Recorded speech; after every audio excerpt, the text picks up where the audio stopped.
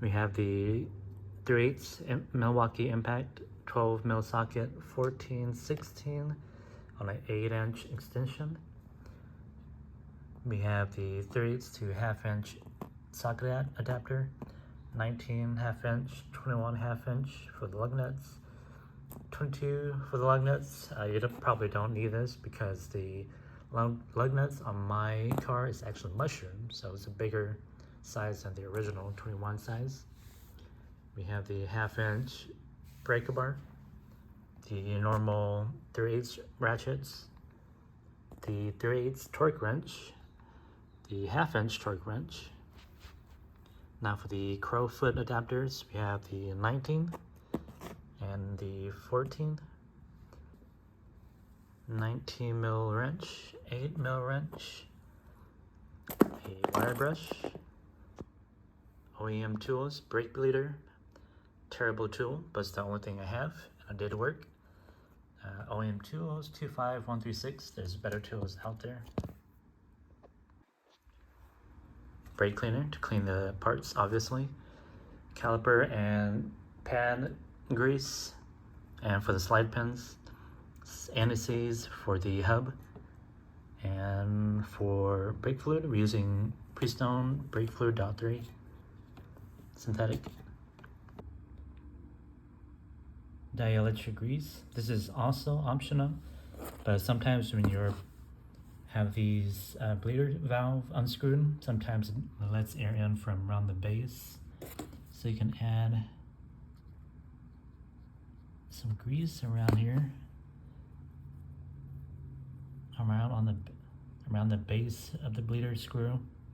This will block any air from outside air from coming inside, inviting air into the line.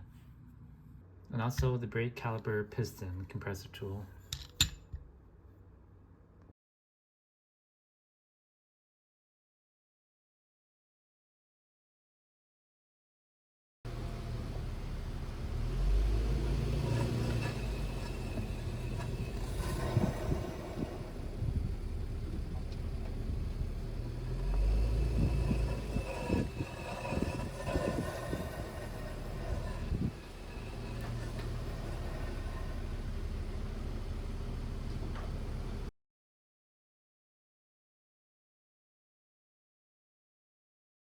Before we jack the car up, we're gonna break the lug nuts free first.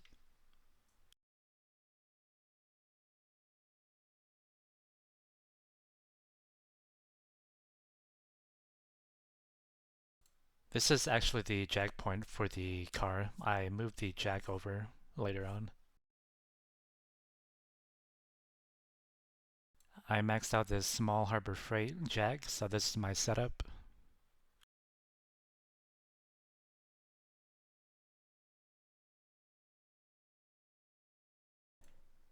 I sprayed some penetrating fluid where the rim meets the brake rotor before this. After that, I had to give the rim a few kicks to break it free.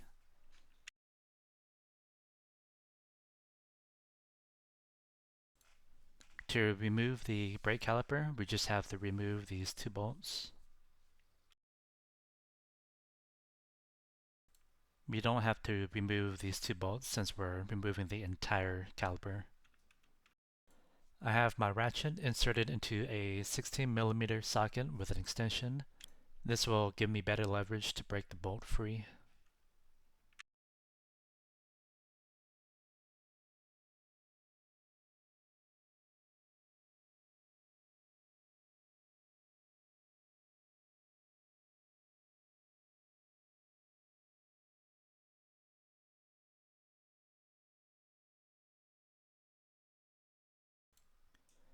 For the bottom caliper bolt, you won't be able to fit a socket because there's no room. This is where we use the crowfoot adapter. You could use a wrench here too, but I feel like there's less chance of rounding the bolt if we use a crowfoot adapter.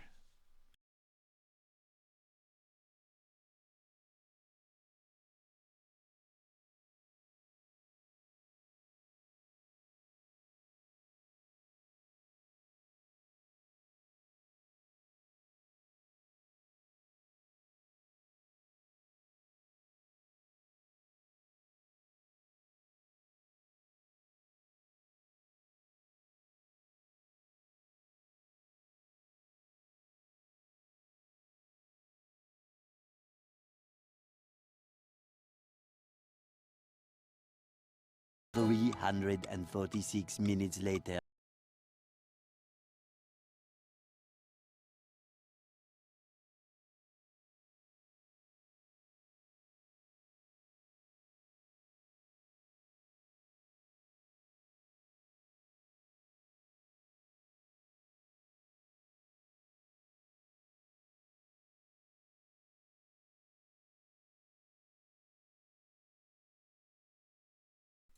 Whoever worked on this car last put brake grease on the caliper bolts, which is a big no-no. The only thing you should be putting onto the bolt is blue thread lock. The bottom bolt may not come all the way out because the control arm's in the way, but that's okay. It will still be enough for it to clear the caliper.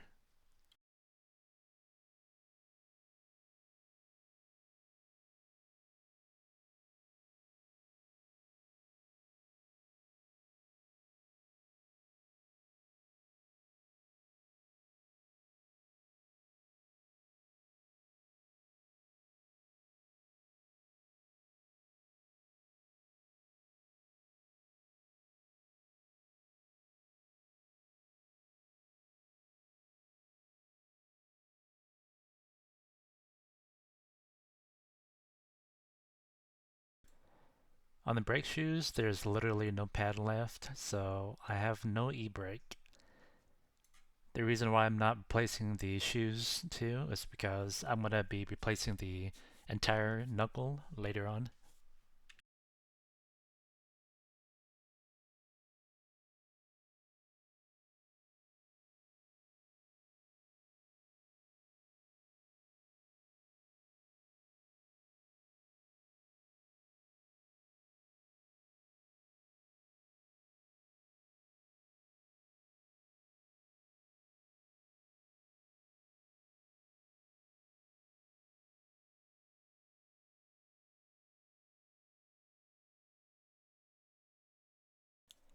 This day was super windy, so everything was just flying around.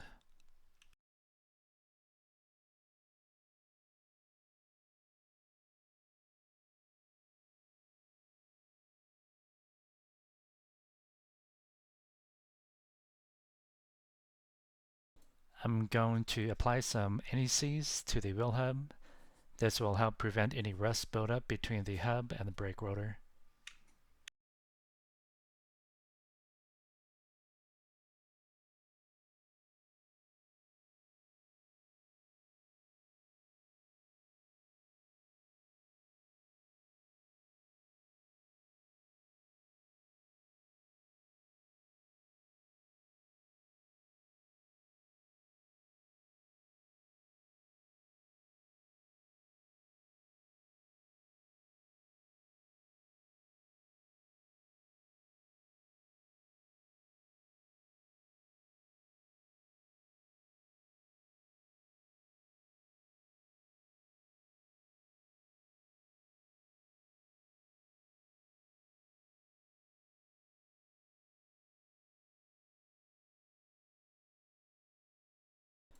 Normally there should be a rubber grommet here.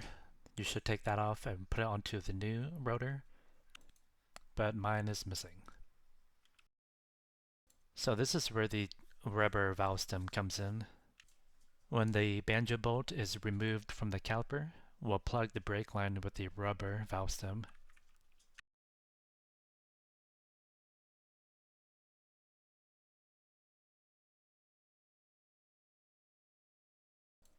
You'll still lose some brake fluid, but that's fine. I'm gonna bleed the brakes later anyways.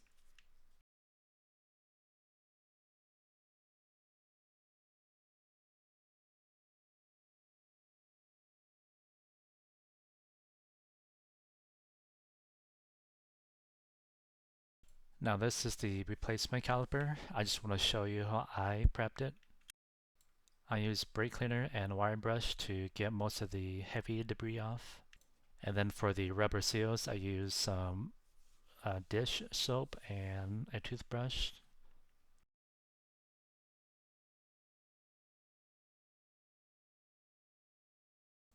When taking the caliper apart, you want to make sure that these slide pins are in their normal position. One slide pin is going to have a rubber bushing and the other one's not. You want to make sure these are in their original positions. When adding grease, you don't want to overfill the cavities here. You want to give the inside walls a good layer, there's maybe a small thin layer of grease. And then for the brake pad shims, you want to put grease under the shims and on top of the shims.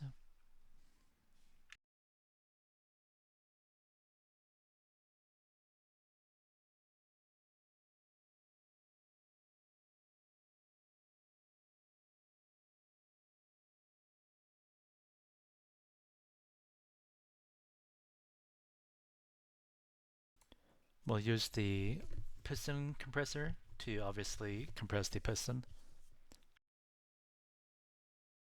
But before that, I'm going to add a little brake fluid into the cylinder just to kind of lube the piston.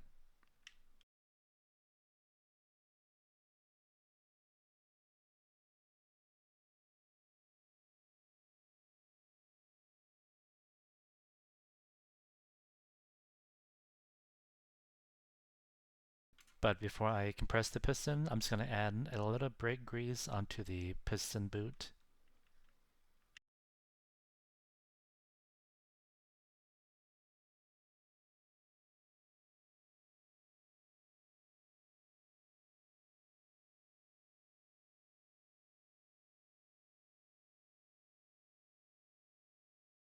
I'm not going to compress the piston all the way in. I just want to compress it until it's flush with the edge.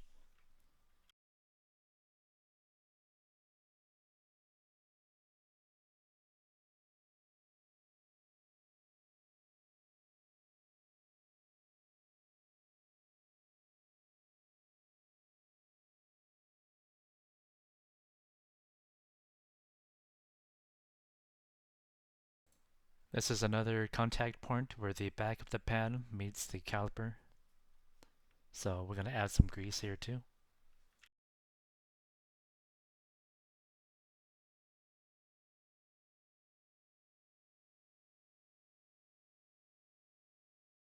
There's going to be a rebound to the caliper if you do this correctly, and that's what you want, maybe like a half an inch of travel.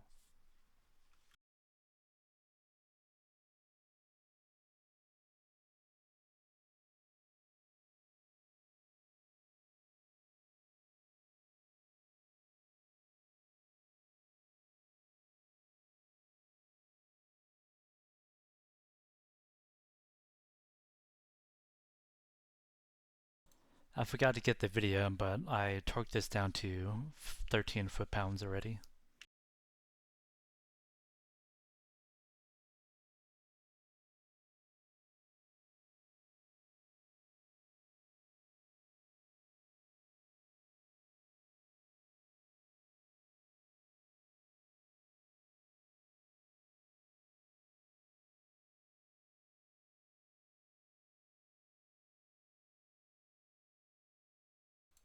You'll have to be patient with the bottom bolt. It may take some time for it to actually thread on, since there's not too much room to work with.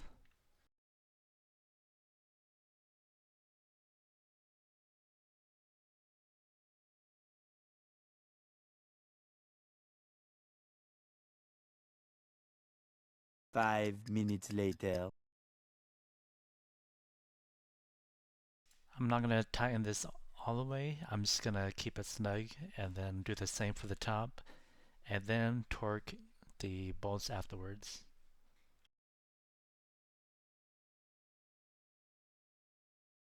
1 minute, 37 seconds later.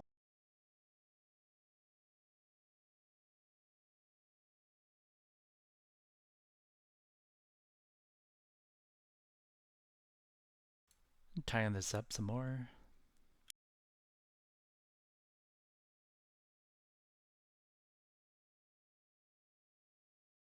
Now we can torque the bolts down to 32 foot-pounds.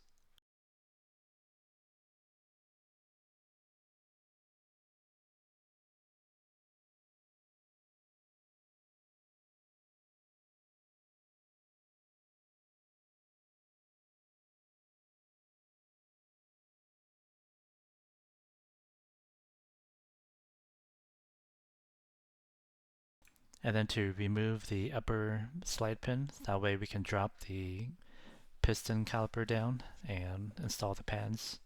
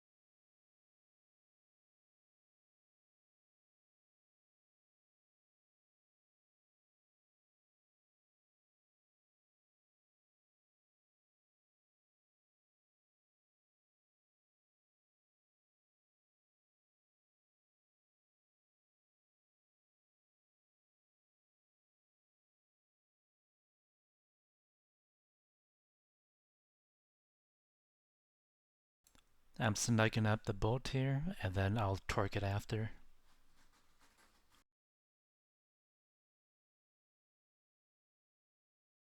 Using the 14mm crow foot adapter, tighten it down to 32 foot-pounds.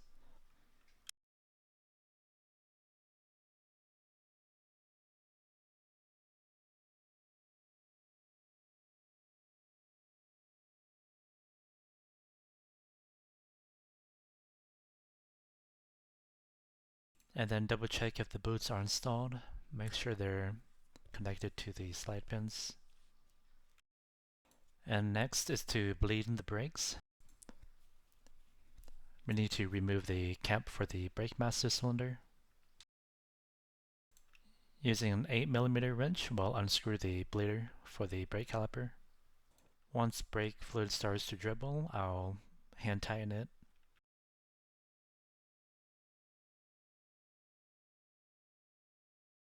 How this tool works is when we pump the tool, it creates a vacuum pressure. Once the bleeder screw is open, it will pull out the fluid and any trapped air inside of the brake lines. My tool actually doesn't hold pressure, so I'll have to hold the handle at some times for it to hold pressure. I'll crank the tool to about 20 psi, and then I'll open up the bleeder screw. Once it drops down to 15 psi, I'll close it back up. Rinse and repeat. Just do this until there's no more air in the brake lines, then you should be fine. Just make sure to check your brake master cylinder is always filled with brake fluid. You don't want to run it dry and invite more air into the system.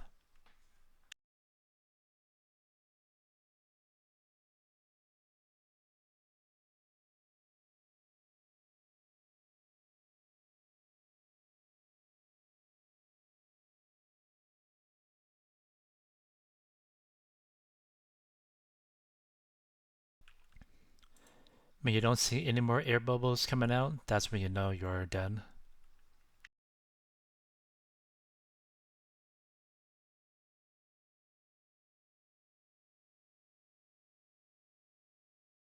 And we're pretty much done for this side of the car. We'll just put the tire back on. I like to tighten the lug nuts by hand just to make sure they don't get cross-threaded. You'll want to do this in a star pattern, that way it applies even pressure. I do a 3-step process when tightening down the lug nuts. I'll do it once while it's in the air. I'll drop it halfway and then torque it down again. And then after that, I'll drop the car all the way down and then torque it one last time.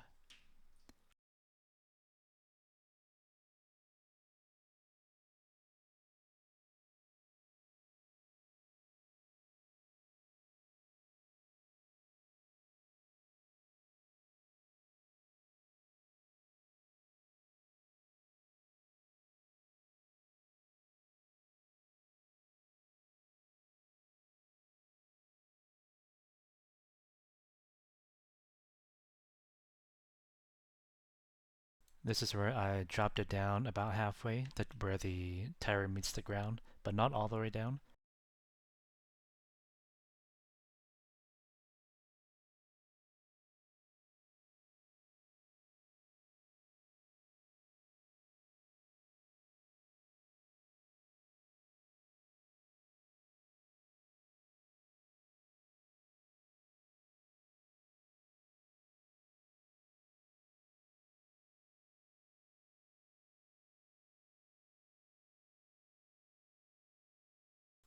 And then I'll drop the car all the way down here and then torque it down one last time.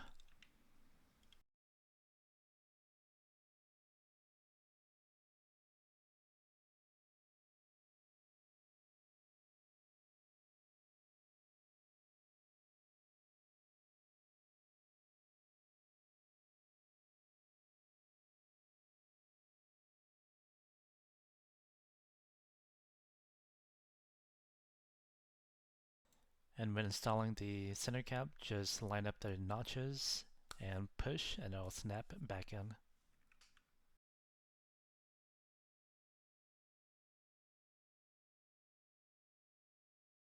This sign was the bad sign that was squealing. You can see that on the brake rotor it's just metal on metal. There's literally no brake pad left.